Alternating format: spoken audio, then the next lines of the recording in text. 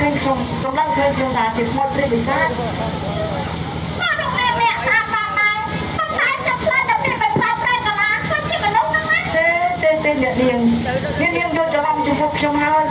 ខ្ញុំមិនមែនជាមកព្រះវិសាលអសុរកាយអីទេ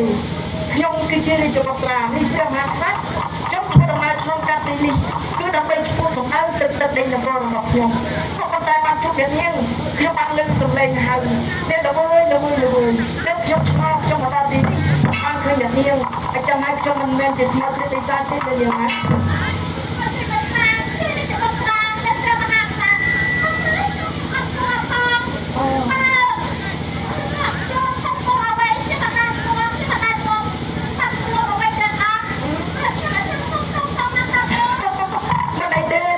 អ្នកនាង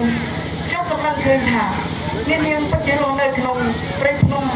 នេះគឺរបស់ព្រៃសំខាន់ទេទៅបានពីអ្នកនាងណែសម្រាប់ឃើញខ្ញុំមិនដឹងថាខ្ញុំជាអ្នកណាឥឡូវអ្នកនាងណាហើយមិនអីទេជួបយល់ច្រឡំជាមួយគ្នានឹងគ្នាទៅពេលនេះយើងបានជួបគ្នាទៅហើយយើងប្រៀបដូចជាមាននិស្ស័យជាមួយនឹងគ្នាណែអ្នកនាងមានឈ្មោះអីដែរជាកូនចៅអ្នកណា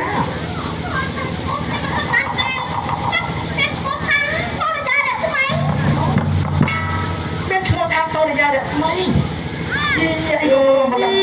ណែមួយចុះមានជាកូនចៅអ្នកណាអីក៏ស្អាតល្អម្លឹងមានពីចាររំលែកជានៅពេលក្នុងនេះមែនទេអូដួងចិត្តបងហើយសូមសួរមួយទៀតបំណាច់នឹងជួបគ្នាទៅហើយយើងសម្ដែងសម្ដៅគ្នាទៅណែអ្នកនាងមានប្តីហើយនៅ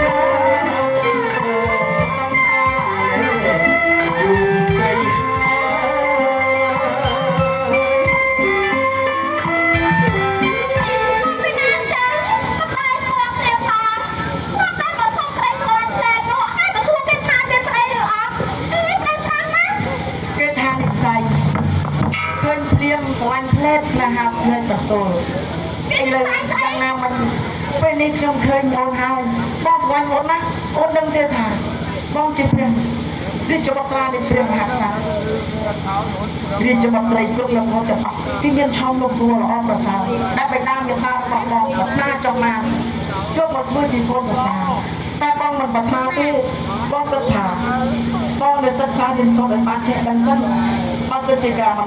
មនុស្សទាំងអស់គ្នាមានការសិក្សារៀនសូត្របានចេះដឹងខ្ពស់គឺជាសសរគ្រូមួយនៃប្រទេសជាតិដូច្នោះបងមិនបានគិតគូរឥឡូវបងបានសិក្សាចេះចប់បងក៏លេចទៅឃើញអូន